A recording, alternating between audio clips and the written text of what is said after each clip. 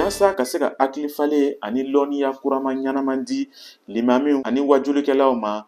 Burkina Faso ka silamɛw ka jɛnkuluba min tɔgɔ ko Fédération des Associations Islamiques ale ye limamiw ani wajulikɛlaw ɲɔgɔnna 700 kafo ɲɔgɔn kan.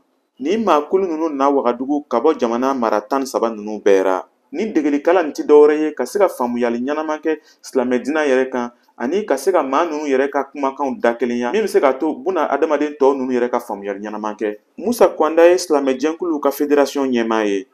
Au Burkina, nous avons plus de 8000 villages. Burkina Faso kɔnɔ dugu ɲɔgɔnna 8000 le bɛ yen. Nin dugu kelen kelen bɛɛ fɛnɛ kɔnɔ limami 1 walima 2 le bɛ yen. Tile kɔnɔ siɲango 5 maa minnu bɛ seli ni limami ninnu kɔfɛ olu bɛ se 1000 ma. N'an sera ka nin maa ninnu lɔnniya o nɛɛma bɛ se faso bɛɛ ma. Kuma kɔnɔman 3 le fɔra nin degelikala nin na. A fɔlɔ ye fɛɛrɛ minnu kan ka bila sen kan yaasa ka se ka sigiɲɔgɔnya sabati. A filanan bi bɛn silamɛ ka jɔ sariyaw n'a ka baara kan fangatigiw ɲɛkɔrɔ. A laban ye ɲininkali min kan ka kɛ silamɛw ka miiriya kan ka taa sariya kalansobaw ni danfara minnu bɛɛ bi o ni ɲɔgɔn cɛ. El Hadji Assane Senu bɔra Bobo-Dioulasso ka na taari kɛ nin limami degelikala nin na.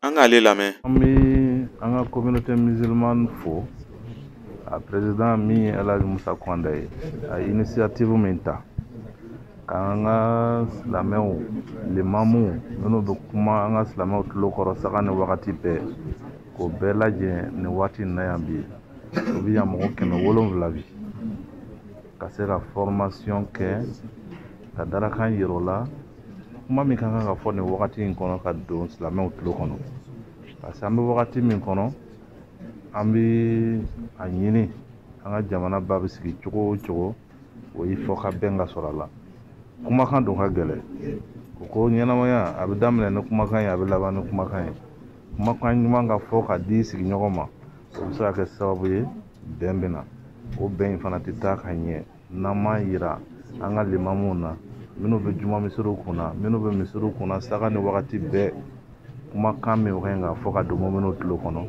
nin baara min initiative tara vraiment an kɔni bɛ nin initiative ni fo. Burkina silamɛ jɛnkulu ka hakilinata ra baara ɲɔgɔnna bɛ se ka kuma gbɛlɛnya bɔ fasodenw ni ɲɔgɔn cɛ an bɛ min wele ko extrémisme violent ani ka bɛn sabati bɛɛ ni ɲɔgɔn cɛ. Nin tun ye Kadaye Tarawele kumakan ye ka bɔ Wagadugu Burkina Faso.